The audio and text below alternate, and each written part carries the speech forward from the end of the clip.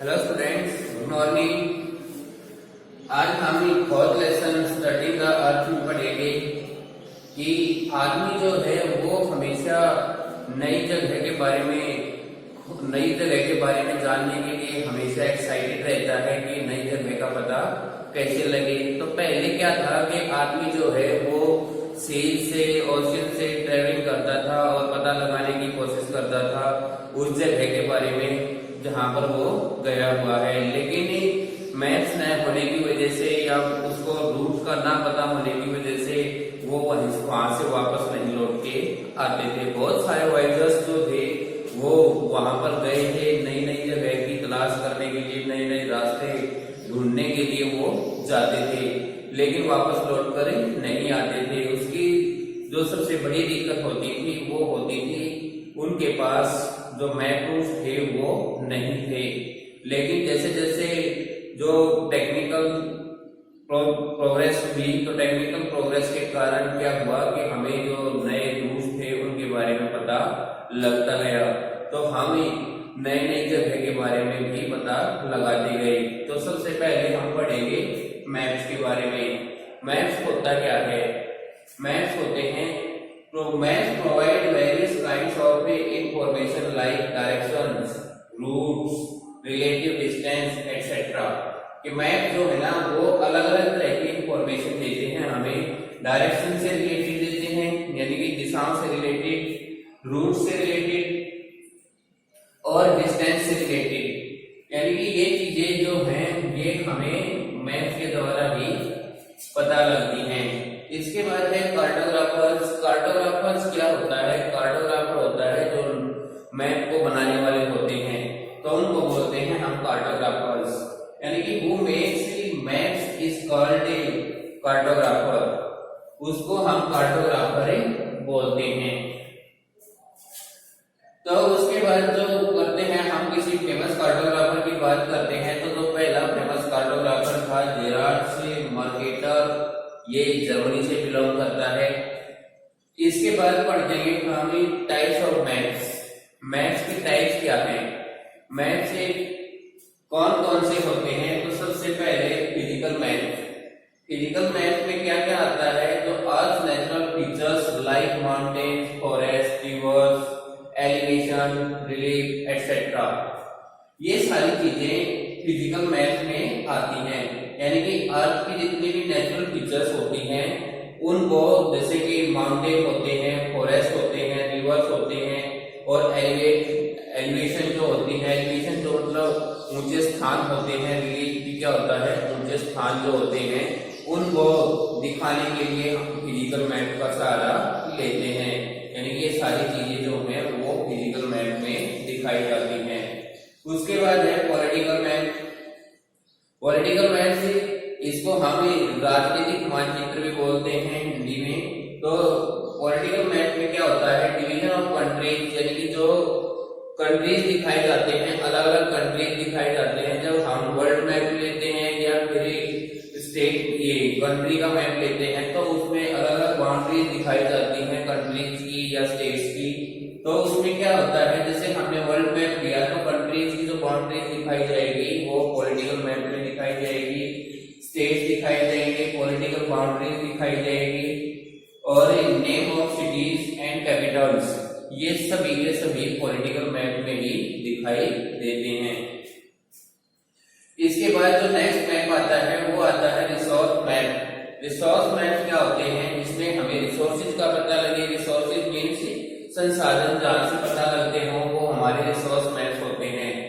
जैसे natural resources है, natural resources found in a region, specific economic activities of different regions, यानी कि जो ये नेचुरल रिसोर्सेज होते हैं वो कहाँ पर पाए जाते हैं, कौन से रीजन में क्या पाया जाता है, ये सब हमें ये रिसोर्स मैप से पता लगाते हैं। और कहाँ पर किस तरह की इकोनॉमिक एक्टिविटीज की जाती है ये भी हमें रिसोर्स मैप से पता लगता है।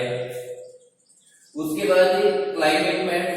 क्लाइमेट मैप जो होता है इसमें हमें क्लाइमेट के बारे में पता लगता है कि कौन सी जगह पर कैसा क्लाइमेट है। इंडिया का क्लाइमेट कैसा है, और इंग्लैंड का क्लाइमेट कैसा है, पाकिस्तान का क्लाइमेट कैसा है, साउथ अफ्रीका का क्लाइमेट कैसा है।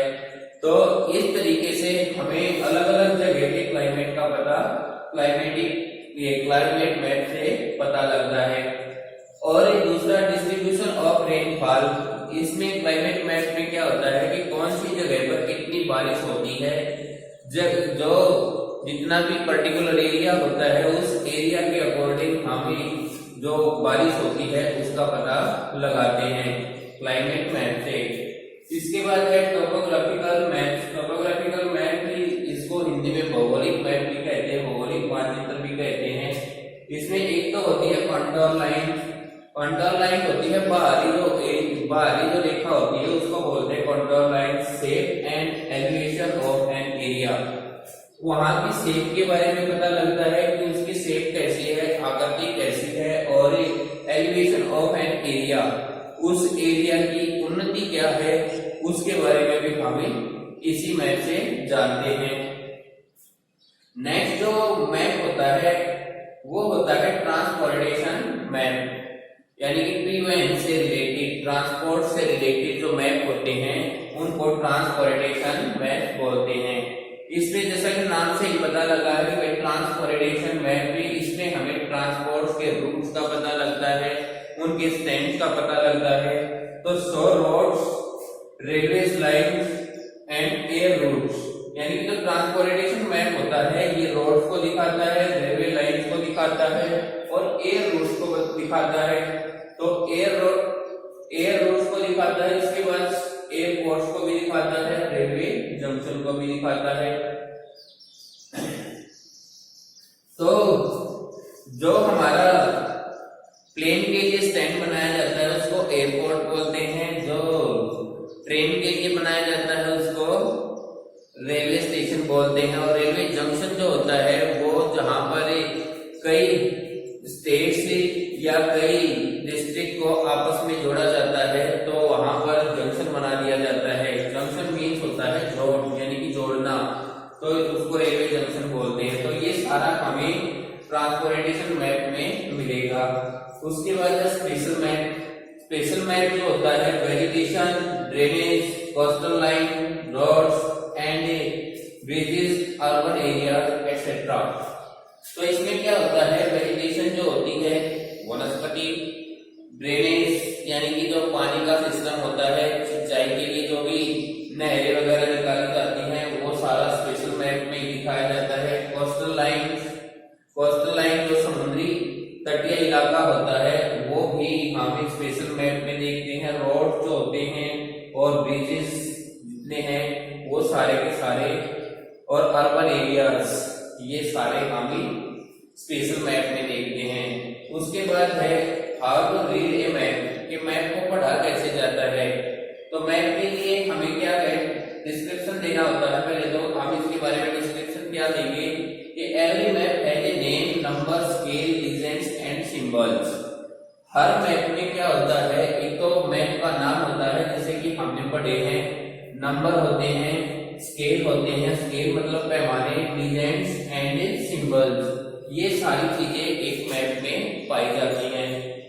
उसके बाद डिटेल में हम क्या कहेंगे, the symbols are the language of the map. जो सिंबल जो जिक्र किया गया है ऊपर, जो सिंबल्स होते हैं वो क्या होती है, मैप की लैंग्वेज होती है, भाषा होती है। उसके बाद दिया है कि जो मैप है वो एक्सप्लेन करते हैं लेआउट ऑफ द लैंड, यानी कि वो भूमि जो होती है हमारी, लैंड जो होती है उसका लेआउट होता है। लेआउट मीन्स होता है नक्शा, यानी कि मैप ही होता है लेआउट। और specific features are represented by various symbols, ये इसकी जो स्पेसिफिक फीचर्स होती हैं वो रिप्रेजेंट की जाती हैं अलग अलग सिंबल्स के द्वारा। उसके बाद है डायरेक्शंस। डायरेक्शंस क्या होती हैं, डायरेक्शन होती है दिशाएं। तो हम जो दिशाओं के बारे में पढ़ते हैं तो उसके बारे में एक बार मैं बता देता हूं कि डायरेक्शंस कैसे पढ़ी जाती हैं।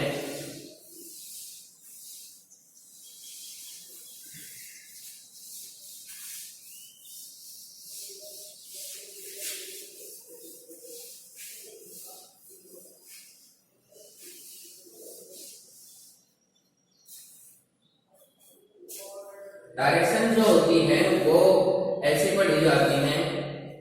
ये हमारी डायरेक्शंस हैं। डायरेक्शंस वैसे टोटल जो होती हैं वो 10 होती हैं। यहाँ पर हम जो डायरेक्शंस पढ़ेंगे वो पढ़ेंगे एक तो नॉर्थ, ये हमारी नॉर्थ डायरेक्शन होती है, और ये होती है हमारी साउथ डायरेक्शन। तो नॉर्थ और साउथ, इसके बाद जो डायरेक्शन है ये हमारी ईस्ट और ये होती है वेस्ट, ये डायरेक्शन होती हैं। तो इन डायरेक्शंस को पढ़ने के बाद हमें पता होना चाहिए कि जो हमारी सब डायरेक्शंस होती हैं कुछ ही, तो वो डायरेक्शंस कौन सी होती हैं। ये जो डायरेक्शन होती हैं इनको बीच से भी लगाया जाता है। ये वाला एरिया, ये वाला एरिया और इसके बीच वाला जो एरिया होता है उसके लिए, इसके और इसके बीच के लिए, और इसके और इसके बीच के लिए, और इसके और इसके बीच के लिए। तो ये डायरेक्शन जो है ये क्या बोली जाती है। जो हमारा नॉर्थ और साउथ है इसी को बेस मान लिया जाता है डायरेक्शन को शो करने के लिए। तो सबसे पहले हमें अगर इन दोनों के बीच की डायरेक्शंस को बताना है तो सबसे पहले हम नॉर्थ को लिखेंगे, इसके और इसके बीच की डायरेक्शंस को बताना है तो सबसे पहले हम साउथ को लिखेंगे, इसको और इसको दिखाना है तो फिर भी साउथ को लिखेंगे, और इसको और इसको दिखाएंगे तो भी नॉर्थ को लिखेंगे। यानी कि ये जो हिस्सा है साउथर्न हेमिस्फीयर का तो इसमें साउथ लगाएंगे, और नॉर्दर्न हेमिस्फीयर का जो हिस्सा होता है उसमें नॉर्थ लगाएंगे। तो इसमें क्या है, अगर इस डायरेक्शन की बात करते हैं तो इसको बोलेंगे नॉर्थ ईस्ट, और ये जो डायरेक्शन है इसको बोलेंगे साउथ ईस्ट, और इसको दिखाएंगे तो इसमें दिखाएंगे साउथ वेस्ट, इसको और इसको दिखाएंगे नॉर्थ वेस्ट। तो ये होती है हमारी डायरेक्शन। तो टोटल मैंने 10 डायरेक्शन बताई हैं, लेकिन इसमें तो कितनी हुई, 8 हुई। तो ये 8 डायरेक्शन हैं, और जो 9 और 10 डायरेक्शन होती है वो होती है हमारी अर्थ और स्काई। तो ये डायरेक्शन होती है हमारी। तो टोटल 10 डायरेक्शन होती हैं, और अगर इनकी हिंदी में बात करते हैं तो नॉर्थ जो होती है ये उत्तर होती है, साउथ जो होती है ये दक्षिण, नॉर्थ ईस्ट उत्तर पश्चिम, साउथ ईस्ट दक्षिण पश्चिम, दक्षिण पूर्व, सॉरी ये नॉर्थ ईस्ट उत्तर पूर्व, और साउथ ईस्ट दक्षिण पूर्व, और साउथ वेस्ट दक्षिण पश्चिम, और नॉर्थ वेस्ट उत्तर पश्चिम। तो ये हमारी डायरेक्शन थी। और इसके बाद हमें जो पढ़ेंगे वो डिस्टेंस के बारे में पढ़ेंगे, और डिस्टेंस के बाद डेजिग्नेशन के बारे में पढ़ेंगे, और मैप के एडवांटेज के बारे में पढ़ेंगे, डिसएडवांटेज के बारे में पढ़ेंगे, और कुछ इन्वेंशंस हैं उनके बारे में पढ़ेंगे। ये चीज हमें